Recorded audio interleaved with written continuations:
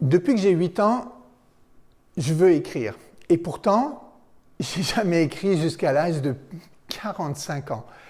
Et ce qui m'a permis d'écrire, eh bien, c'est que j'ai découvert un jour que je n'avais pas besoin d'attendre d'avoir envie d'écrire pour pouvoir écrire. Pourquoi? Parce que j'ai jamais envie d'écrire.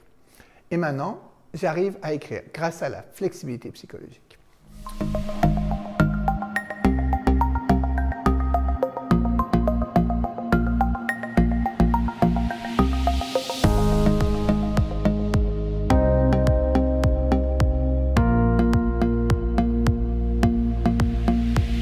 La flexibilité psychologique, c'est la capacité de faire ce qui est important pour nous, quoi qu'il arrive. Dans mon cas, écrire, même quand je n'ai pas envie d'écrire. Et aujourd'hui, j'arrive à écrire pas mal tous les jours.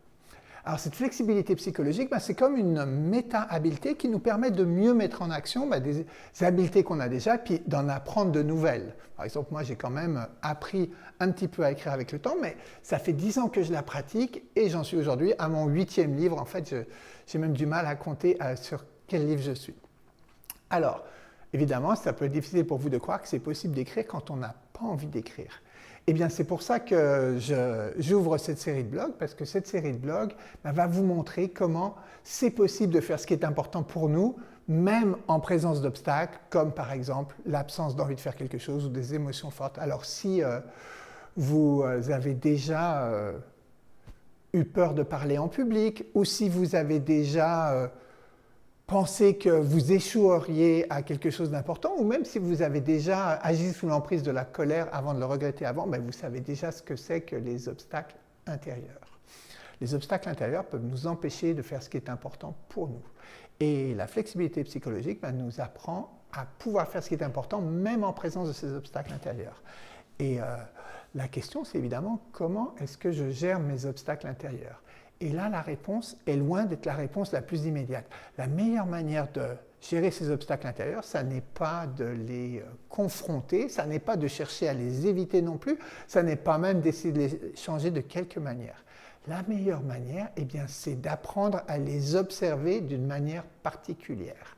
Et cette manière particulière d'observer les obstacles intérieurs, c'est ce que nous allons apprendre à travers les 52 épisodes de ce blog que vous allez pouvoir suivre de semaine en semaine.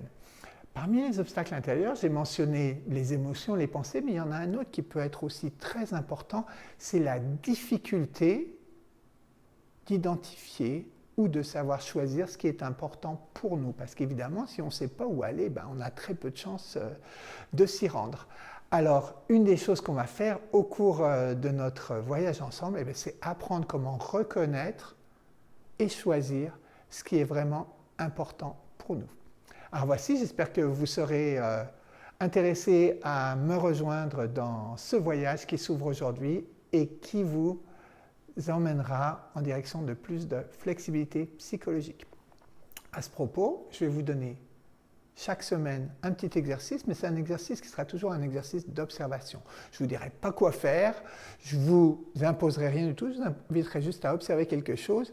Et ces exercices sont tellement puissants qu'il vous suffit d'observer si vous les faites ou non, et vous apprendrez dans les deux cas. Voici donc, j'espère que vous me rejoindrez, et je vous dis bon voyage.